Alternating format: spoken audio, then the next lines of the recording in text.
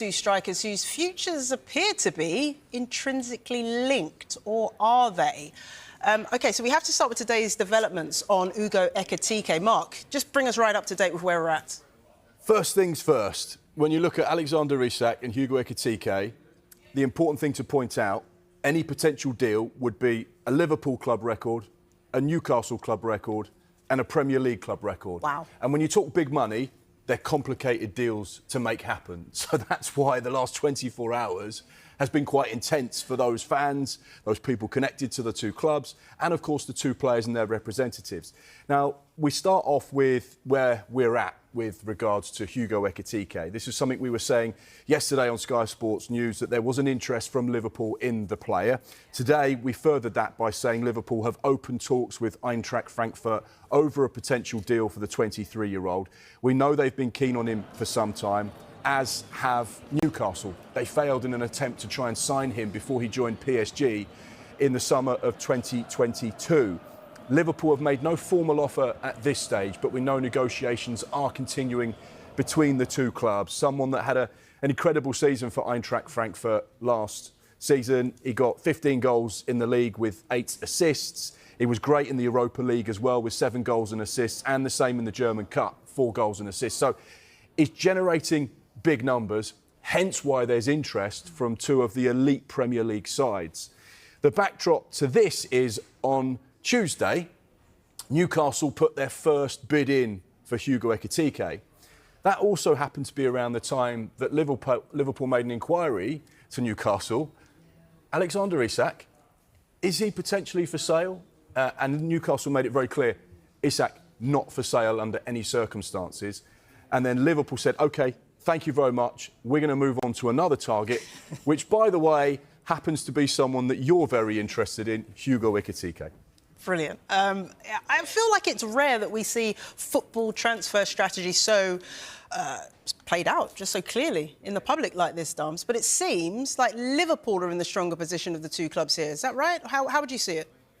This is really interesting to me, how these two potential transfers are playing out. Mark explained it really well there. But if you look at it, if we just take this on face value, first of all, Alexander Isak is of interest to Liverpool. Newcastle United have said Alexander Isak is not for sale. Hugo Ekitike is a player that Liverpool and Newcastle United are both interested in. So on face value, fine. That's the story. We don't need to worry about Isak anymore because he's not for sale. So clearly that story's gone. Every player's for sale, aren't they? But we do know that when a club is interested in a player, now we do this every single time during a transfer window, then somewhere along the line, there must have been some sort of encouragement that is the player open to the move?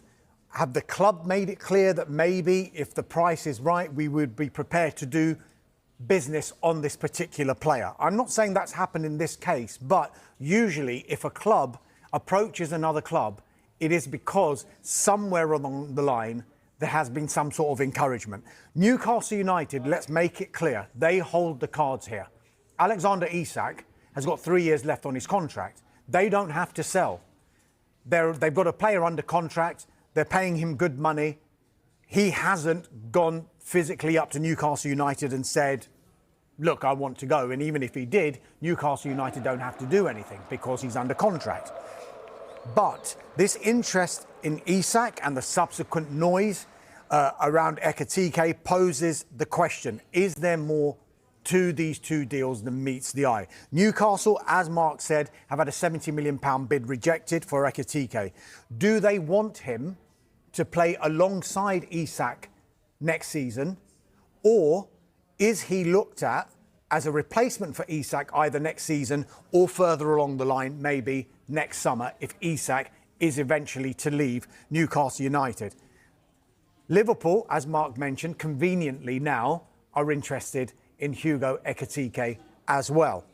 They are told by Newcastle Isak's not for sale, and they're now pursuing Newcastle's #1 target. Coincidence? Maybe. Face value? Yes. Otherwise, the cynic in every one of us thinks something else is going on here. There are so many questions to answer around this, not least if Newcastle United break their own transfer record, which they would have to do to get Hugo Ekitike in, is that the end of their possible spending during this transfer window? Because we've been told throughout this summer's window they're after a goalkeeper and they're after a central defender. If they bring in Hugo Ekitike, can they bring in those two players? Possibly not. But could they bring in those two players if they were to make a sale in this transfer window? And the biggest sale that they could make in this transfer window is a certain Alexander Isak. But the Reds are ready to smash another transfer record again. After spending big earlier this summer, Arne Slot is now eyeing one of the most lethal strikers in the Premier League, Alexander Isak. But that's just the beginning. Liverpool have 6 backup options if Newcastle refuse to sell. Let's break down everything you need to know about this striker hunt. According to fresh reports, Liverpool are lining up a record-breaking bid to bring Alexander Isak to Anfield. The Swedish striker has been on fire since joining Newcastle, scoring 54 goals in just 86 Premier League appearances. With Luis Diaz and Darwin Núñez both linked with exits, the Reds are targeting Isak to lead a new-look front line. He's tall, fast, clinical and built for Arne Slot's high-octane system. Slot has already secured Jeremy Frimpong and Milos Kerkez, but it's clear the club isn't done yet. The motto? Fix the roof while the sun's still shining. And that means going all in for attacking firepower. But here's the twist: Liverpool aren't relying solely on Isak. They're keeping tabs on 6 backup options, each with serious quality. Ollie Watkins. The Aston Villa star has quietly become one of the Premier League's most complete forwards. With 16 goals and 8 assists last season, Watkins offers lethal finishing and smart link-up play, a perfect fit at Anfield. Yoane Wissa. Arguably the most underrated on the list, 19 goals last season and no Ivan Toney to lean on. Wissa creates and finishes chances solo. His pressing game? Elite. Only drawback? At 28 years old, he may not fit Liverpool's future-proofing model. Victor Osimhen. A force of nature. Osimhen powered Napoli to a Serie A title in 2023 and continues to dominate. He's fast, strong, and lethal in the air. Despite a rocky spell with Napoli, he shone on loan at Galatasaray. Could he be involved in a shock swap deal with Darwin Núñez? Don't rule it out. Hugo Ekitike. A rising star in Germany, Ekitike is on Liverpool's radar after Newcastle failed to seal a deal. With Frankfurt rejecting a 70M bid, Liverpool may swoop in to hijack the move. Young, technical, and full of potential. Rodrigo.